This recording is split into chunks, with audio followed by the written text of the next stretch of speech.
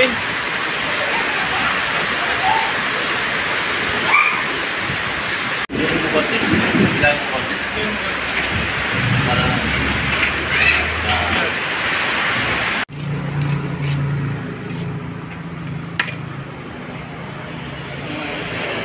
Okay, kaway.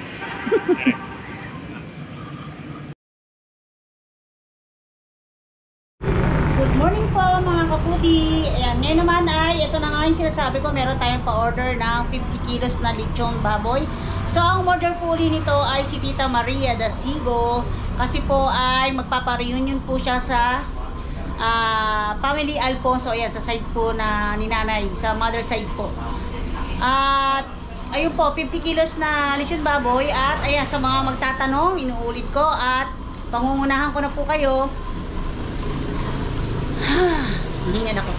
Na kaya po hindi po kay ka-farmer kumuha, kasi po karaniwan naman po sa umorder sa akin ay sa mother side or sa side po ni Mr. mga kamag-anak.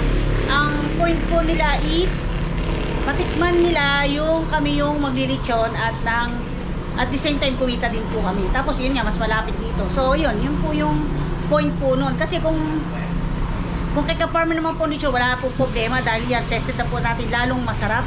At isa pa, ang ano po niya ay sibulichon nga po. So yun po ang explanation ko. Kasi yung iba magtatanong na naman po, magko-comment na naman po na bakit hindi kay ka-farmer kumukuha. Yan. Kasi po yung iba, depende po sa request. Gaya po niyan, ito po ay gusto nila kami yung maglilitsyon. So ayun, kumuha kami ng baboy kagabi at hindi na po pala ako nag-video kasi napakalakas po ng ulan. Inabutan kami ng ulan. At natatawa nga ako kasi tumalon pa yung baboy sa motor ng mister. Kaya sa gitna ng daan, huminto pa kami sa kalakasan ng ulan at saka hangin. Binuhat ng mister yung baboy pabalik doon sa tricycle. Nakatali naman yung isang paa niya. Sabi ko nga baka tumalon. Hindi daw, sabi po nung nagtali doon sa kinuha na namin. Pero actually tumalon po talaga siya.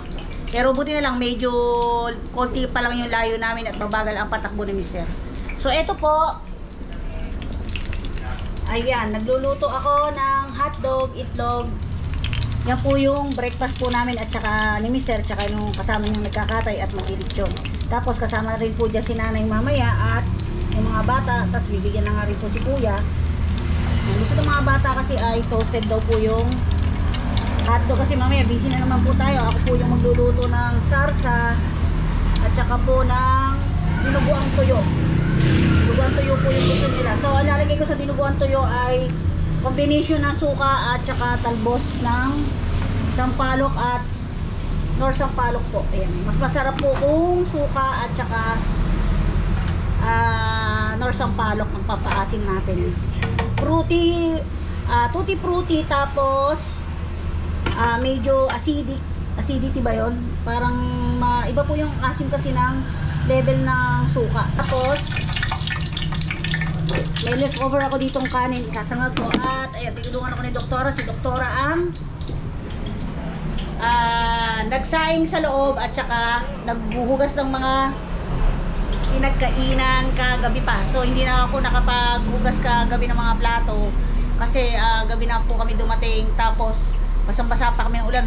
Parang masama na naman yung pakiramdam ko dahil siguro nagluto kami. Tapos pero nagpahinga naman ako 30 minutes bago maligo. Tapos biyahe nga, punta kami ng Bethlehem. After nun, uwi ako. Tapos nagtagpo kami ng mister dito para kunin naman uli yung baboy doon sa kukuhanan namin.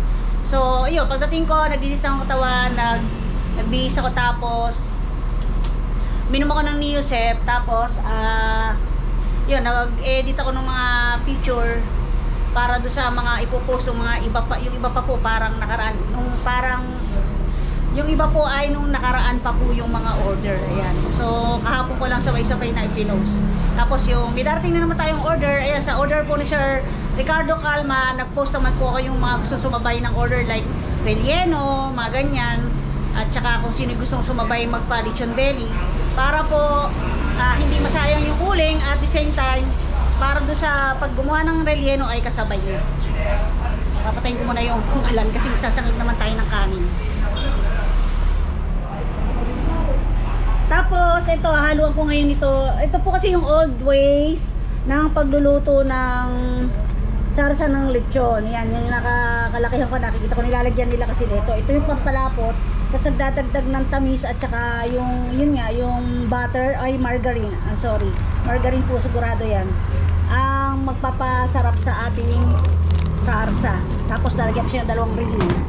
Yan, tapos sugar, tapos suka. Pero ang technique po doon ay, sa pang-sikreto ay iihaw muna yung atay ng bahagya.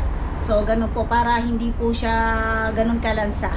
Yung po kasi suka, papalis ng lansa, tapos yung anghang ng paminta. So medyo ihihaw natin ng konti habang naglilitsyon sila. So pinagprituan ng hotdog. Yun, magsangag na tayo. Yan, nagpipik lang ako ng bawang na may balat. Hindi ko alam kung bakit yung araw pag nagsasangag may balat yung bawang. Or dahil nung araw sobrang liliit ng bawang yung mga Tagalog. Ang tinatamad na magbalat yan. Pero madali naman po tanggalin yan sa kanin. So ito yung pakikita ko sa inyo. Old ways naman ng pagsasangag dito sa amin ng kanin. Ganito. Sabihin ng iba, ay ano ba yan? Hindi naman lang binalatan. So yun po yung explanation ko. Hihinaan ko siya kasi tatabunan naman yan ng kanin. Ayan, bago bilhin. So ito na po yung ating leftover na kanin. So ngayon naglalagay ako ng suka sa kanin. Hindi dahil sa mainit ang panahon. Malaking tipid din po kasi karaniwan na napapanin siya ng kanin. At least gaya niyan, hindi pa isangag. Pero may kanin po na hindi panitin. Yan po ang alam ko. Yung kanin na yan, nilagyan ko na yan ng konting asin. Yan po yung kanilang magiging breakfast.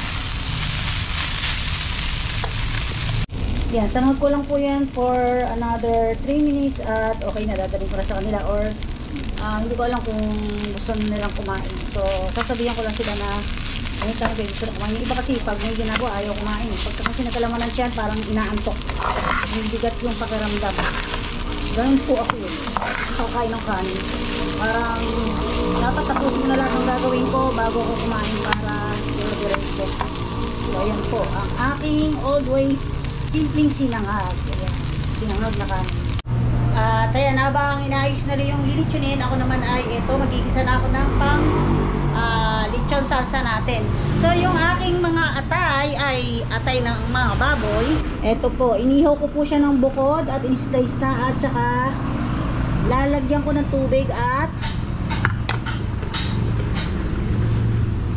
ayan, biniblender ko po.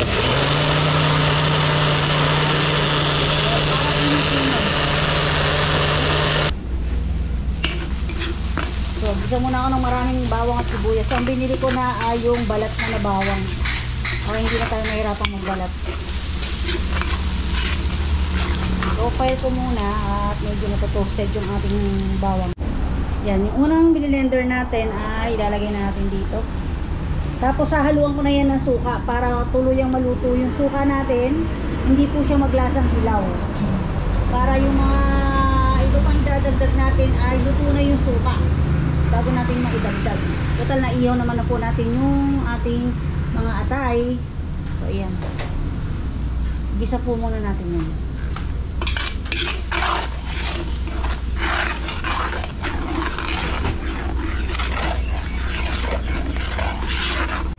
Lutuin ko lang muna saglit bago ko ilagay yung suka para walang tumining o masunog sa ilalim.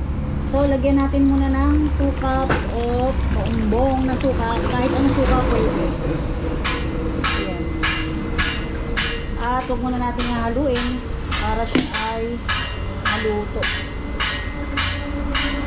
Isa pa sa magtatanggal ng lasa ng ating sarsa ay yung suka nga po. So, ayan lang natin siyang kumulo ng kumulo. Huwag natin haluin habang nag-blender ako ng mga atay.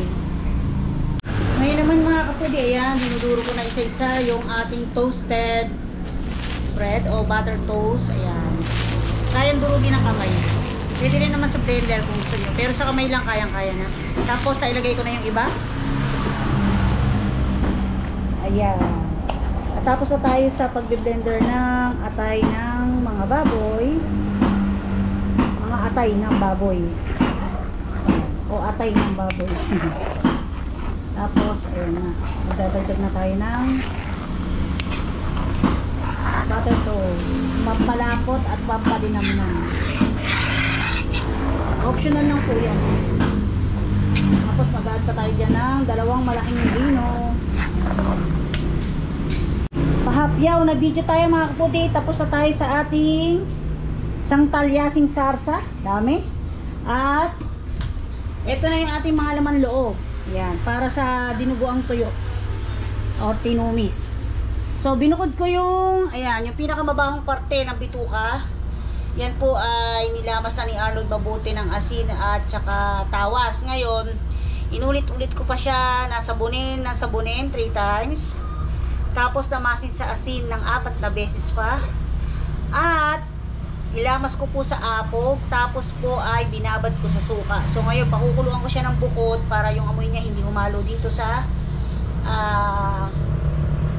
ibang parte ng laman loob ng baboy na hindi naman siya mabaho, hindi amoy dumi ng baboy. So yan, pagkakulo, tatapon ko yung unang kulo, lalagyan ko pa uli siya ng tubig, panibagong kulo ko. So yan, puro asin lang po nilagay ko dyan. Yan. Yan lang natin lumambot at yan ay hihiwain ko pa ng maliliit para sa paggisa ng ating tinumis. So ito yung ating gagamiting panangkap sa ating dinuguang tuyo. Ayan, yung aking talbos ng sampalok, sining panigang. Ito na yung mga sibuyas, bawang. At ito yung nor sampalok at saka suka ilalagay natin. Ayan, update tayo sa lechon. Ayan na, nasalang na. Anong oras na ba yan? Ha? Baka nga alauna na eh. Ayan, mag-check ako ng oras. Ayan, nasalang na kasi kalalagay lang. Haba ng ating baboy, yan laki. Yan, 50 kilo yan mga kapudi. Yan, after natin check ang lechon, ngayon ay kasi naman natin yung tinumis. So ayan, kasi na ako ng maraming sibuyas, bawang.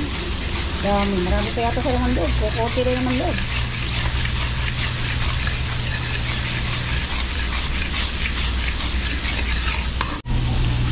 Ayan, for papyaw lang tayo ngayon mga kaputi, hindi lang tayo tutorial.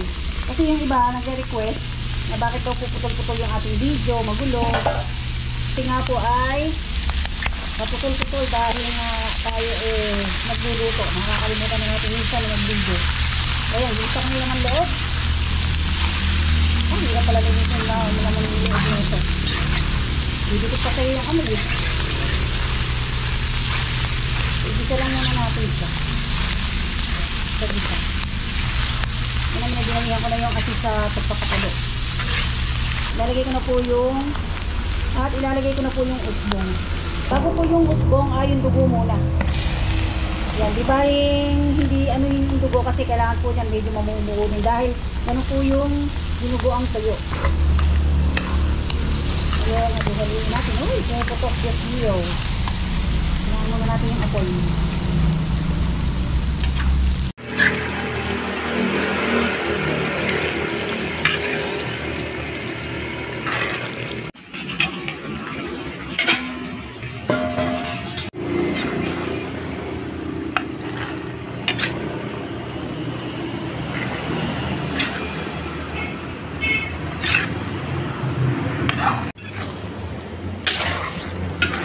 Ayan, tita. Ngayon palang hahanguin. Kaya bagong hango. Tapos marami na yung ginawa kong salsa ng lechon. Tatlong 3,200 ml. At ito na ang ating dinuguan. Hindi ko na nakapakita sa inyo. Nilagay ko yung sili. May video pala ako sa cellphone. Isisingit ko pala. Pasensya na kayo, talon-talon na ang video natin. Ganyan po talaga pagka videographer ka na ikaw pa ang artista sa sarili mo. Ikaw pa ang editor. So ayan, pasintabi ko sa mga hindi kumakain ng dinuguan. Ayan ang tinatawag na dinuguan tuyo. At ito po mga kapudi yung aking salsa ng lechon yan. 3 yan. So ang size ng aking tab ay 3,200 ml. Ayan. Ito ba? 3,200 ml. So equivalent sa 9,600 ml yung ating sarsa. So siguro mga 3 galon yan. Tapos dito sa dalawang natira ay ilalagay ko yung dinuguan na tuyo. At samahan niyo ako po ang mag-deliver sa e-bike yan sa Doña Enriqueta. Dito sa bahay ng kapatid ni nanay sa swimming pool po sa Sunnyside Garden Pool na kapatid po ni nanay. Kikita ko yung tsuwa. Dahil may reunion nga po sa side ng Alfonso family.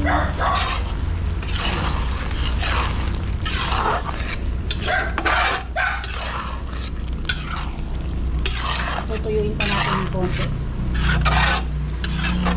Pero masarap na po siya. Sarap na ang combination ng suka at nor sampalok. Meron pang usbong. Ayan, magpapag. Ayan. At ito na yung dinuguan natin. Bali isang kulong ganito at konti. Ayan. Ito po. Ayan. Ay, sarap. Ito. Kasi nga, expected natin kung marami akong yung dinuguang masabaw. Kaso nga tuyo po yan. Kaya po ganyan. At nagtataka nga po ako bakit ang konti ng laman loob ng baboy ay kilaki-laki. Diba? Hindi kasi siya yung mataba. Payat lang po siya pero mahaba. Pero parang mas maganda daw po yung mapintog yung baboy compared sa mahaba na payat. Mas maganda yung maliit pero mapintog, bilog na bilog. Oh, kawawa naman si Amang, kumakain, kaawa-awang ninalang. Baka pwedeng papasok ka naman, ikaw na magbaba. O, huwag niyo sunugin, baka parang sunog na. Ayan na ang ating lechon. Oh, naglalabas yung mga bawang. Oh, dami namin nilagay na bawang. Ating kilo ata yun.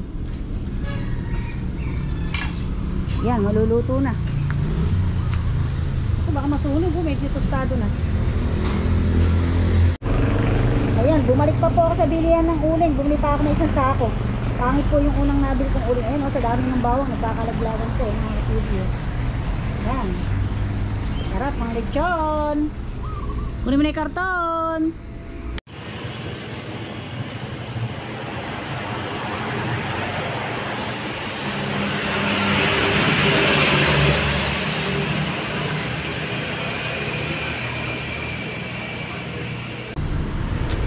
Ayan, nakagawa na sila ng kahon. Oh, paano ba? Malutong ba? Check nga natin. Oh, bakit ganyan ka yumuko? Parang sito ba? Binebewang. Ay, delikado yan ha. Ano ba, nung nagbuhat ka, tsaka parang may umipit? Baka mamaya lumagatik yan eh, sa spinal yun. Ha? Lumagotok. Nako. Ano, binuhat mo? Ayan mga kapudi, pinatutulo po ang tawag dyan, ano. Matubig pala, ano. Ganong haba, oh. Yan, nagugas naman po ako ng kamay. Kailangan nyo, huwag nyo na lang takpan para huwag mag-steam. Hayaan mo na lang yung gilid lang yung may Manila paper, yung ibabaw, huwag na. Hindi, malapit lang. Oo, tsaka nakakulog naman dito. Kasi baka lumambot yung nandito. Hindi basta-basta lalang. Yan, sarap. Ayun, nakabalot na. Marami rin natin ang uling. Pero dati, isa lang sakto na yun, oh. Yung ngayon maganda. Yung ngayon maganda yung ngayon. Eh doon na lang ako bibili sa isa na yun. Ayan, ako na lang po magdi-deliver. Nakaset na po yung mga sarsa at saka dinuguan toyo. So bagay, ako naman lagi nagdi-deliver madalas. So ito na yung ating dinuguan toyo. Ganito na lang po binili kong lalagyan. Maganda pa. Kaya medyo pricey. Pero okay lang din naman. At kung napansin nyo po, ayan, tinanggal nila yung pinto. Nababaklas naman pala. Ayan, ito lang ganyan. Para, kasi lalagpas po yung paa ng baboy doon at saka yung ulo dito. Dahil mahaba. So nung dati, ang ginagawa ko, naka-open lang yung pinto. Kaya lang baka masagi tayo sa karsada. Maging cause pa ng accident. So ayan, magdadrive tayo at hindi ko napakikita sa inyo yung daan. Doon na lang ko po kayo i-update pagdating natin sa Doña Enriqueta Subdivision sa Barangay Bagong Nayon. So ayan, i-update ko na lang po kayo mamaya. Para magpatugtog naman ako, medyo ma-relax. Nakapagod din. Hindi naman ako nag-lecture pero yun nga. Siyempre tayo rin yung nagluto. Tapos nilinis ko pa ng linis yung bituka. Para sure na wala siyang lasang pupo ng baboy. Kasi yung large intestine po yata yun yung pinakamabangong parte ng bituka sa baboy. So nilinis na po siya ni Arnold. Tapos dinoble linis ko pa. Kasi ano, 5 times ko yata paulit-ulit na nilamas sa akin yung banlaw, lamas banlaw, tapos 3 times ko siyang sinabon ng dishwashing liquid, tas banlaw ng banlaw, tapos tinawas ko uli, at saka 2 times ko siyang inapog, tapos banlaw ng banlaw. Tapos so, pinakuluan ko siya, tinapon ko yung unang kulo, tapos pinakuluan ko po. So yun, at magkabukod siyang pinakulo nga dahil para yung kung may amoy man yung isang bituka, eh hindi mahawa yung ibang laman loob, ibang parts ng laman loob, para hindi siya maglasang tubo. Wala na tayo kasi kaharga nila yung lechon. Tingnan natin.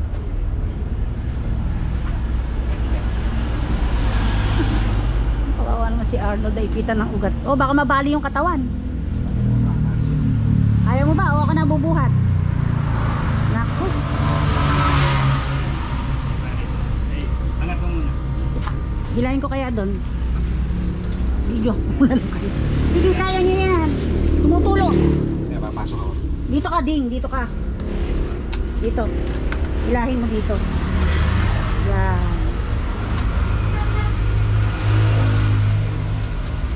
One, two, three, go. Tumutulo pa eh. Yan, kailangan ma-very good tayo dyan. Kung hindi. Oh, laki ng labas dito. Oo, baka Lagi pa rin. Angat.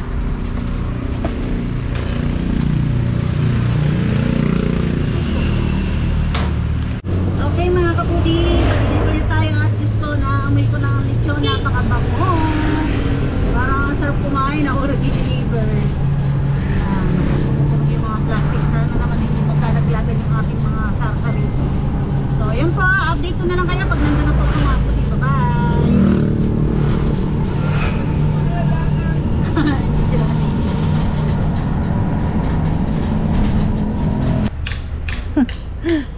Tumawag po yung isang sarsa. Buti na lang naramdaman ko. May umusad. Ayan, kaya kailangan dahan-dahan naman tayo dito kasi may hams tapos malubak. Yan ang kalaban ng ating ano. At pala nilagay ko sa fridge yung sarsa. Naku, sa isip ko. Kaya pag umusad yung fridge, isang ano yung laman ng lahat kaglag. Handa tayo. Malubak. Umiwas ako sa kabila kasi malubak. Mas malubak pala dito. Kaya lang doon po kasi may mataas ka mga dadaan. Yeah. Yan, malapit na po tayo sa bahay nila Tita Ellen. So wala pa raw po siya kasi galing po siya ng Boracay.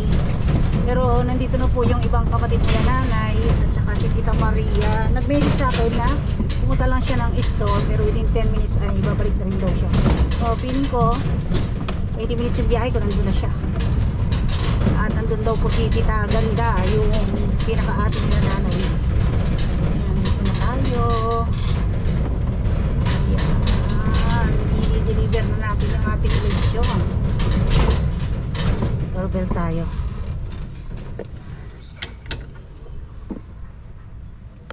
Okay. Saan ko kaya ito i-deliver sa... Ay, ano? Ay, Ganda! Dinuguan ni Tita Ellen eh. Dinuguan ni Tita Ellen. Tabihan mo raw siya. Pinagbukod ko. Papunta na siya eh. Hindi, eto may lalagyan naman na ano, nakatab. Kay Ate Elena. Oo, yan. Nagpatabi Hindi siya. tumapanis to ilagay. Hindi, ano yan, may suka yan. Mainit pa. Oh, sige. Oo. Aabutan na niya, pauwi na yan. Sige. Wala pa pala doon. So, punta tayo sa pool. Tingin ko bukas dito sa kabila. Doon tayo. Kasi hindi kakasya yung e-bike. At least kasi doon may tagabuhat tayo. Kung may mga lalaking atin. Pero mostly siguro babae.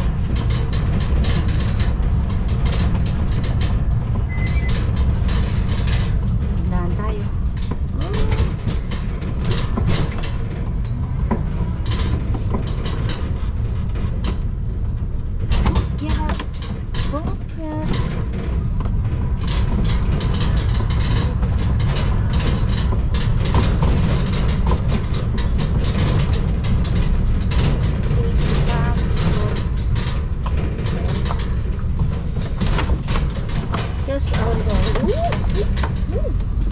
Binuguan natin. Nakabahan ako eh. Para sa Gora. Yan, di naman po ako nag-iwan ng binuguan. Kasi pang circuit po kami doon. Saka pagka-order na ganyan, ayoko binabawasan. Kasi kahit siya naman po, pagka-order na ganyan, kahit kamag-anak mo po ba kayo ng binabawasan. Kaya naman sa ano, pagka-order naman yung pagkain, hindi naman sabik ganun yung mga anak ko. Yun lang, sawa sila sa spaghetti, tsaka sa pancit. Ito na po sila. Tama-tama pala, may tagabuot ng lechon. Joke lang, mga pinisan po yan nila namin. Ito na po tayo. Tadan!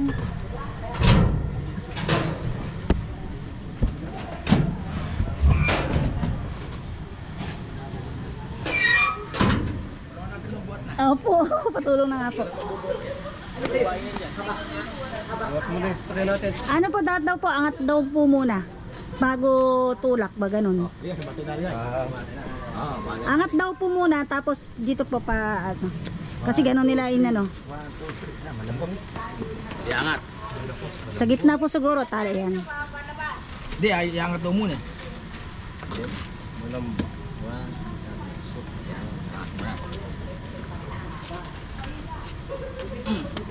Ayaw ka dito.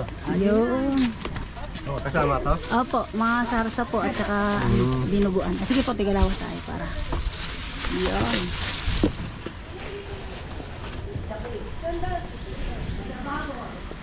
Mainit.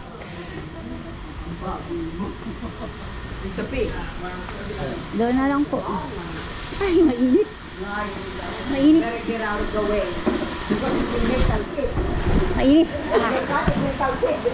Wala pa naman set. Ito po yung sarsa.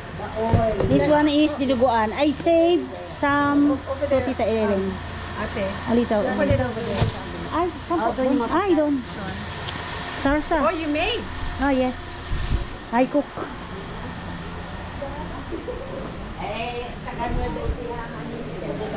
Ah!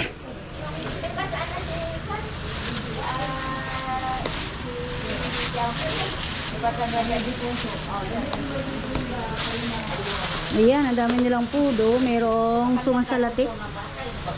Dinuguan. Ito pala sila. Si ano? Ati, ano? Sino kasama mo? Siyempre yung aking anak na Maganda. luka-luka. O bakit? Ayaw mo? Maganda naman talaga. Hindi tumatanda. Mana sa mami. O. Si ano, anak ni Anak po ni Neneng Bondoy po. Ay sige, tutuloy na ako. Nag-deliver lang ako ng lechon. Oo. Nasaan po yung ano, palsa kasirola ng pansit? Ay, ganun ba? Yan pa, i-open. Dito lang to? Dito lang kaya to?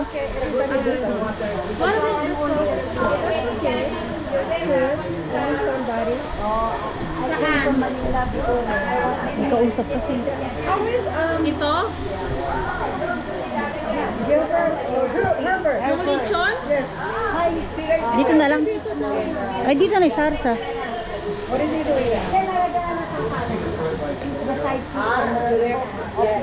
Ay, siguro tama na yung isa.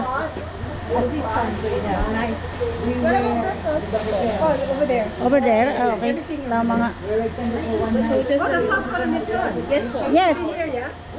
Here? Okay. Three tubs of I made so many. Para walang bitin. The sauce is good. Ay, unlimited. Do you taste? Can you taste? Ha? Sabi ko, konti yan, nalaki ng baboy. Konti lang. Oo nga. Pero sa iba po, ano lang yun? 1 gallon lang yung sauce yun. Oo. Ano yan? 50 kilos. Ah, yes. Opo. Ginawa ko po siya 50. Kutsilyo. Yes po.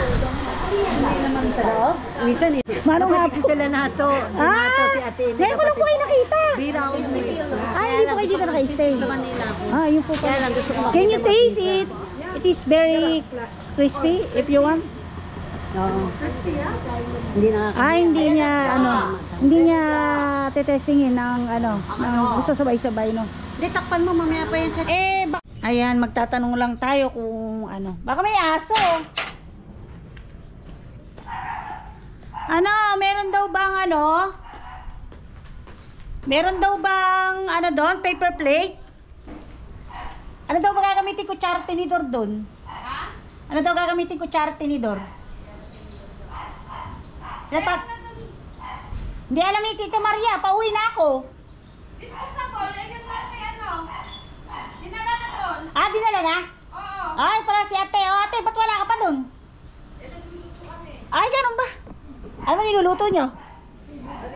Hindi ba mangangagat yung aso na rin? Hindi. Diyos ko. Abay, kahit di nangangagat ang pakit rin, may bayad ng saksak.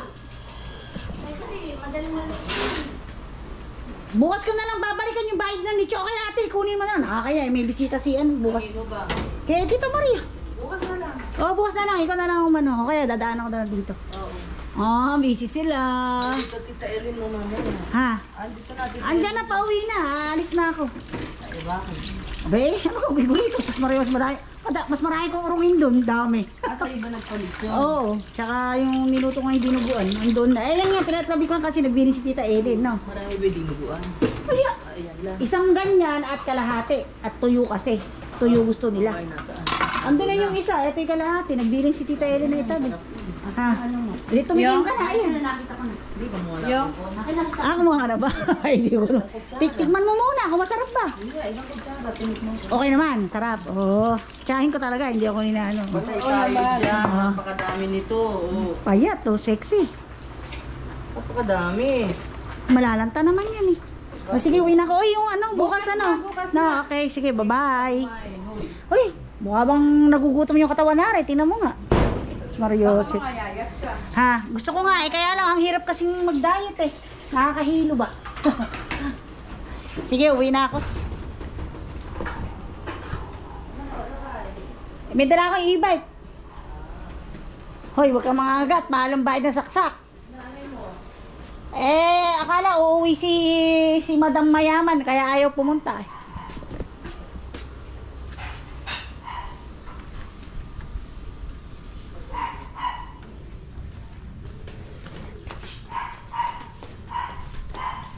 Ayan, pauwi na po tayo mga kapudi. Thank you for watching at ayan, hindi ko na po pakikita rin sa inyo ang biyahe at pagdadrive kasi ano, baka mainip lang kayo. Ayan, maraming salamat po sa patuloy na sumusuporta. Ingat po tayong lahat at God bless po tayong lahat. Bye bye. Ayan, thank you po sa inyo lahat at syempre thank you Lord at meron na naman tayong po-order kahapon tsaka ngayon. At ayan, may dalawa pa ako nakapending na sure naman yung kay Sir Ricardo Calma at tsaka sa Piestang San Roque. Ayan, malapit na po yung piyesta po sa amin sa August 16. So ayan po, ingat po tayong lahat. Bye bye. God bless po.